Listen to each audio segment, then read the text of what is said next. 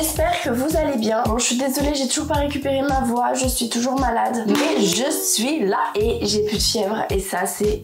on adore. J'ai déjà fait ma petite skincare parce que aujourd'hui on va tester la marque Yves Rocher. Faut qu'on parle. Clairement, il faut qu'on parle. Les comptes, ça va pas du tout les gars. J'y suis allée la semaine dernière, donc pendant les soldes. Vous savez, je vous disais que j'avais rendez-vous avec ma meilleure amie pour faire quelques boutiques. Bon, on est parti du coup chez Yves Rocher. Donc il y avait pas mal de promos, moins 50. Après chez Yves Rocher, c'est vrai qu'il y a souvent des promos. Mais quand on est arrivé en caisse, elle m'a dit ça vous fera 200 € s'il vous plaît. Donc moi je me suis dit peut-être qu'elle a pas encore mis les réductions. Et non, pas du tout. Elle m'a dit donc ça vous fait 200 € au lieu de 400 et quelques euros. Sans blaguer, on s'est regardé comme ça avec ma meilleure amie.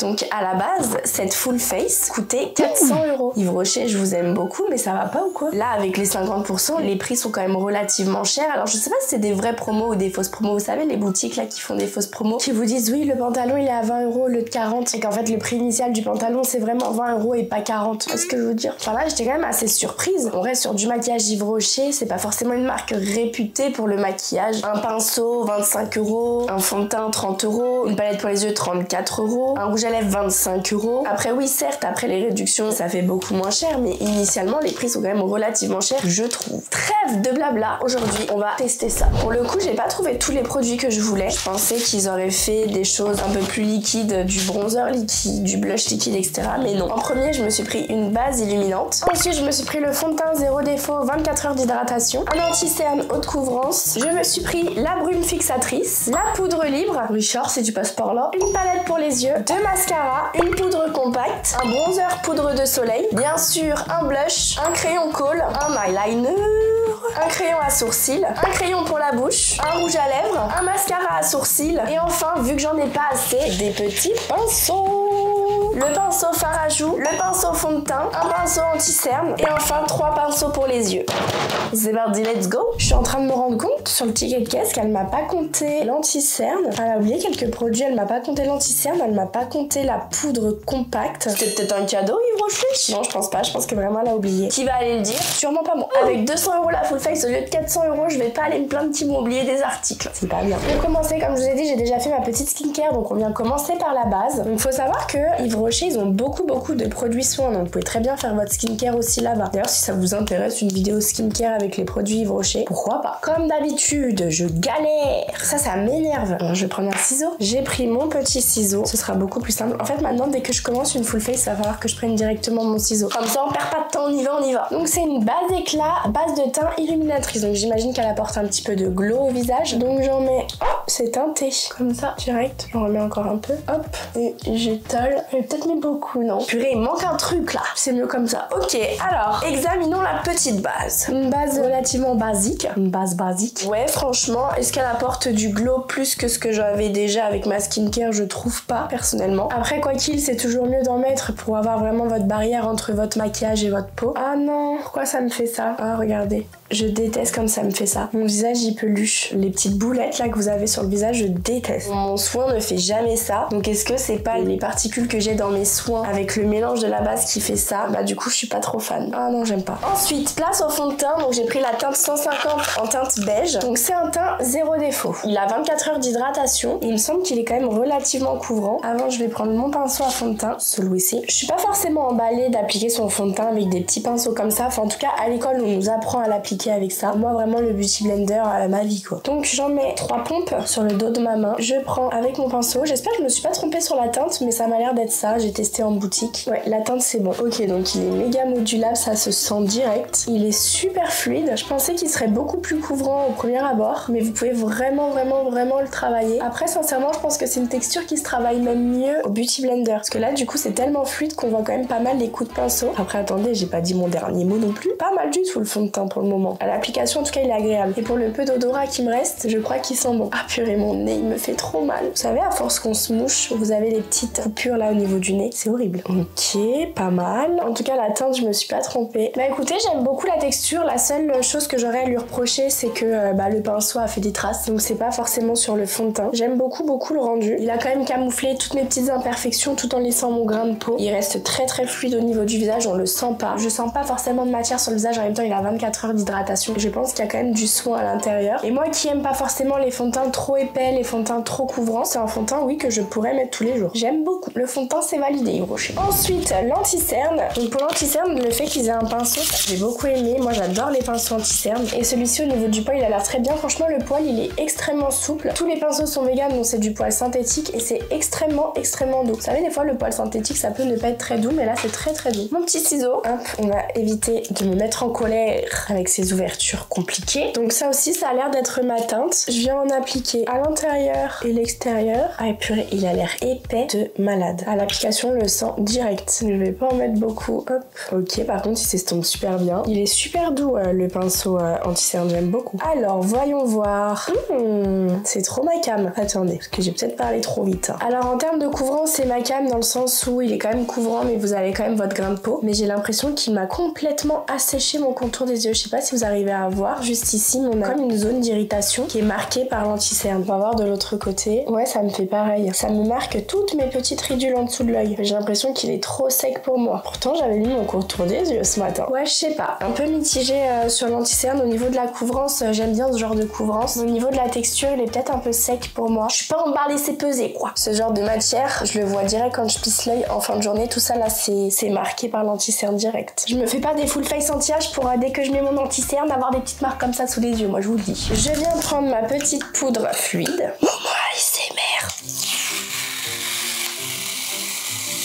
Alors par contre c'est un peu chiant parce que je voulais mettre dans le capuchon la poudre. Vous avez l'antivol dedans donc c'est pas très pratique quand même. C'est pas grave. Je viens quand même mettre ma poudre à l'intérieur. Je tapote, je retire un peu l'excédent et je viens en mettre direct en dessous de l'œil. Pour l'avoir testé une fois, elle m'avait marqué complètement mon dessous de l'œil. Donc j'avais pas du tout aimé. Mais là elle a pas l'air de faire ça. Alors c'est peut-être parce que du coup j'ai mis des produits Yves Rocher en dessous et qu'elle est compatible avec. Je sais plus. Je vais m'étouffer. Donc ouais là elle est pas mal. Après pour faire un baking ou autre c'est pas forcément le genre de poudre que je vous conseille. Mais juste pour vous matifier le teint c'est vrai qu'elle est pas mal. Et c'est vrai que la première fois que je l'avais testée j'avais pas du tout aimé. Je trouvais qu'elle me marquait le dessous de l'œil. Mais peut-être que j'avais utilisé une matière trop épaisse en dessous de mon œil et que c'était pas forcément la poudre du coup qui avait fait ce rendu là. En tout cas c'est vrai que j'aime beaucoup. Regardez elle a fait son taf. Elle a matifié le teint. Purée mon contour du nez qui est bien rouge. Ah ça me gratte. En espérant que ça tienne bien toute la journée. Ensuite je vais venir réchauffer mon teint avec ma poudre de soleil. Donc elle se présente comme ceci. Je crois qu'elle a une odeur de monoï d'été. Je crois qu'elle sent bon. Et je crois surtout que je retrouve l'odorat. Je vais pouvoir savoir ce que je mange aujourd'hui. C'est génial. Je viens en prélever. Hop. Et je viens réchauffer mon teint. Ok. Alors la poudre de soleil c'est validé à 15 000%. Elle vous fait aucune tache. Et elle s'estompe super bien. Elle réchauffe bien le teint. Ah ça par contre je suis d'accord. Ça je suis d'accord. Elle est modulable donc vous pouvez en utiliser autant que vous voulez. En fait vous pouvez doser ce produit. C'est vrai que les poudres de soleil, les bronzers et tout, des fois vous pouvez pas forcément doser. Vous en mettez un tout petit peu, ça vous fait une grosse tache. C'est compliqué à estomper. Que là franchement j'aime beaucoup le rendu. Le pinceau avec sa forme biseautée aide aussi pas mal. Ça c'est un grand oui ça. Ça me fait beaucoup penser à la Hoola. Et vous savez à quel point la Hoola de chez Benefit c'est une de mes préférées. Parce que justement vous avez ce côté hyper naturel que vous pouvez moduler autant que vous voulez. Et là j'ai l'impression de retrouver ça. Et puis la teinte est très jolie je trouve. Moi j'ai pris la teinte 02. Je trouve qu'elle me va parfaitement au teint. Ça fait vraiment je suis partie au soleil, j'ai pris un peu de couleur quoi. J'aime beaucoup. Je pense que ça pourrait être un de mes produits faves dans la sélection Yves Rocher. Ensuite une de mes parties préf, le blush.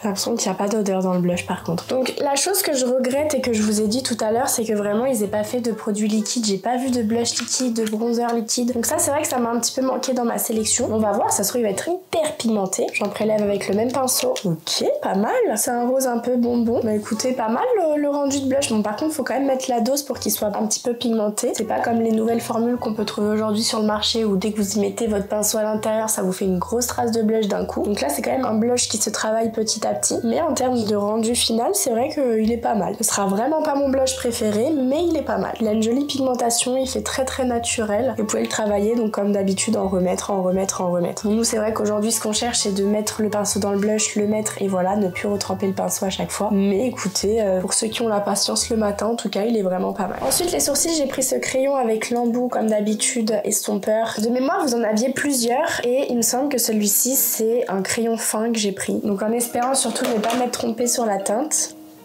Donc ça m'a l'air d'être bon. Avant tout, je viens brosser mes sourcils. La brosse, elle est très dure, mais ça c'est qu'un détail en vrai. Je viens travailler ma ligne du dessus petit à petit. Je comble un peu les trous que j'ai et j'estompe pour pas avoir de côté trop démarquant. C'est la bonne teinte, ça m'a l'air, hein. C'est peut-être un peu clair même. Je fais l'autre côté. J'aurais peut-être dû prendre la teinte foncée. Bon, je suis un peu deg pour les sourcils, mais en vrai le crayon quand même il est facile à travailler. Mais bon, je me suis trompée dans la teinte. Il n'y avait pas de testeur au Yves Rocher où j'ai été, donc j'ai été faussée. Donc ouais, je pense que c'est juste un problème de teinte. Autrement, le crayon est très cool. Pour fixer le tout, j'ai pris un petit mascara à sourcils transparent et je viens du coup fixer mes poils. Donc ce genre de mascara, vous avez le choix de l'utiliser avant, après ou les deux. Voilà, j'ai fait le choix de l'utiliser seulement après. On galère un petit peu à prélever du produit, mais en tout cas j'ai l'impression qu'il fixe bien. Donc c'est un bon point. Ensuite, je voulais tester, j'ai pris une petite poudre compacte et là j'ai bien envie de nettoyer mon dessous du sourcil avec cette poudre compacte. Donc je viens prendre un pinceau. Hop. Donc j'ai pris la teinte beige en 200. Donc ça m'a l'air d'être ma teinte. Je prends un petit pinceau comme ça et je viens travailler mon dessous de sourcil. Ah, ça redonne un peu de couvrance. Bon, la petite poudre compacte, je pense que c'est ou la poudre fluide ou la poudre compacte parce que je pense qu'elle matifie. Mais là dans mon maquillage en l'occurrence, j'en ai pas besoin je pense. En tout cas pour le teint, j'aime beaucoup le rendu. Hein. Vraiment c'est un teint que je pourrais faire au quotidien. Enfin c'est comme ça en général que je me maquille. Très make-up, no make-up, quand même bien réchauffé avec un petit peu de blush et tout. Donc franchement le teint j'aime bien. Le fond de teint et tout, moi qui n'ai pas forcément l'habitude de mettre du fond de teint au quotidien, c'est ce genre de fond de teint en tout cas que je pourrais mettre. Et si on voyait de quoi la palette pour les yeux était capable. J'ai bien envie de voir ce qu'elle a dans le ventre. Donc pour cette petite palette, donc vous avez 9 fards, donc en passant par du irisé, du bleu, un peu de vert, etc. Donc c'est pas forcément les teintes que j'ai l'habitude de mettre en tout cas au quotidien, mais je trouvais qu'elle était très jolie et elle a l'air très pigmentée. Donc j'ai hâte de voir. J'ai pas forcément trouvé de base à paupières, mais écoutez, je pense qu'on va faire avec. On va pas forcément utiliser de base à paupières. La petite chose qui manque, je trouve, à cette palette, c'est le miroir, ouais. Franchement, je trouve ça hyper important quand on se maquille les yeux d'avoir un miroir. Mais ouais, pour la palette pour les yeux, c'est vraiment ça pour le moment à première vue qui me dérangerait un petit peu. Je viens prendre un pinceau biseauté que je viens tremper dans le bleu foncé comme ça. Hop, oula, ça a l'air de faire un peu de chute. Et je viens travailler directement l'extrémité comme un liner. Par contre, la pigmentation, on peut rien dire. Donc je l'étire pour le moment comme un liner, mais ça va pas être notre rendu final. Donc c'est pas forcément grave si ma ligne n'est pas parfaite ou autre. Je l'étire. Et petit à petit, je commence à venir estomper vers l'intérieur. Par contre, le bleu, il est trop beau. Je vais en faire pareil de l'autre côté.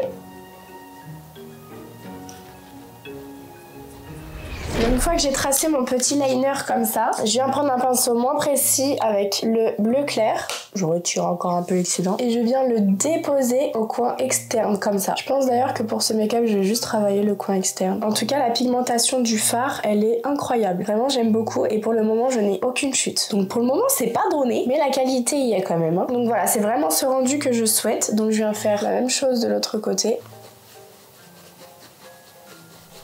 Et enfin, avec un pinceau propre toujours un peu fluffy, je laisse tomber les bords à fond la casse pour avoir quelque chose de pas marqué. Je reprends le même pinceau et dans la palette, je viens juste prendre le beige qui est ici avec mon pinceau fluffy. Hein. Hop, et je vais en mettre comme ça légèrement dans le coin interne. C'est vraiment histoire de mettre un fard, mais sinon j'aurais bien laissé comme ça aussi. Même si on va pas les utiliser pour ce make-up, j'ai bien envie de swatcher les petits fards là. Ok, c'est vraiment pas mal. C'est vraiment pas mal, du coup, je pense qu'on va l'utiliser parce qu'il est vraiment trop beau. Je pense que de toute façon, ce genre de pigment se travaille directement au doigt. Hein. Donc j'en prélève et je viens le placer au milieu. Ça aurait été bête de pas le mettre, je vous l'accorde. Oh, il est magnifique. Ouais, clairement, on peut rien dire sur la pigmentation. Il est trop joli ce fard. Ensuite, je viens utiliser mon eyeliner. C'est un feutre avec une mine assez fine, donc je pense qu'il est quand même relativement facile à appliquer. On va voir ça de suite. Donc je vais pas faire un grand liner. Ouais, pas mal. Après, je le trouve quand même compliqué à travailler, dans le sens où c'est vraiment un feutre. C'est pas comme les liners de chez NYX où vous avez l'impression que c'est des poils. Là, c'est vraiment un feutre, donc j'ai l'impression que, je sais pas, c'est plus compliqué à manier. En tout cas, pour le coup, il est vraiment bien noir. Ça, j'aime bien. On va faire l'autre côté.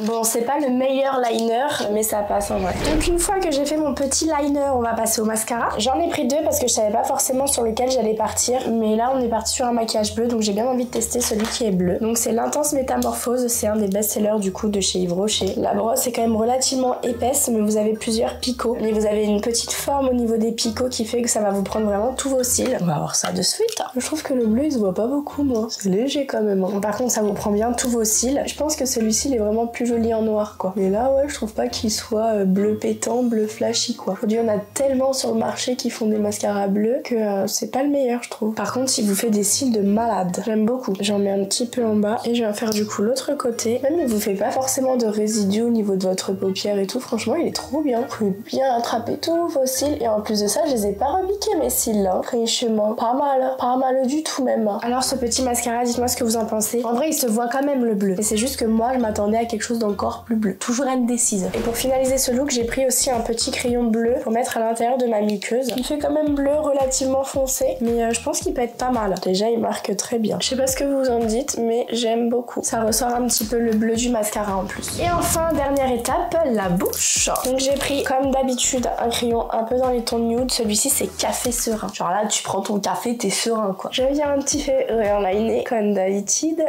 C'est trop ma cam ce genre de couleur. Je pense qu'à force vous le savez déjà. En plus là pour le coup c'est un marronné qui reste dans les tons un peu rosés. Enfin c'est un nude parfait là pour moi. Dans le sens où ça reprend vraiment la couleur de votre bouche. On dirait même pas que vous avez mis du crayon. Et du coup l'effet d'overliner ça vous crée une bouche. J'adore. Et en rouge à lèvres j'ai pris le rouge élixir en mat en teinte 2. Il avait l'air trop joli. Vous voyez il est magnifique. Et je viens l'appliquer sur toute ma bouche. Au niveau du packaging il y a un truc qui me dérange. Mon éveil il a de l'odeur sans mot. Mais il fait plastique, il fait bas de gamme. En fait là je le compare au MAC dans ma tête. Parce qu'il a quand même une texture un peu similaire. Écoutez la teinte elle est trop belle. Ça c'est vraiment totalement ma cam. Je repasse un tout petit peu de crayon pour raviver un petit peu le contour des lèvres. Au niveau des couleurs c'est vraiment trop mon délire. En touche de fin comme d'habitude je remets un petit peu de blush. J'ai toujours l'impression que j'ai plus de blush quand je mets du rouge à lèvres, c'est trop bizarre. Donc je ravive un petit peu le teint. Hop, c'est très léger. Et enfin la dernière étape, le spray fixateur.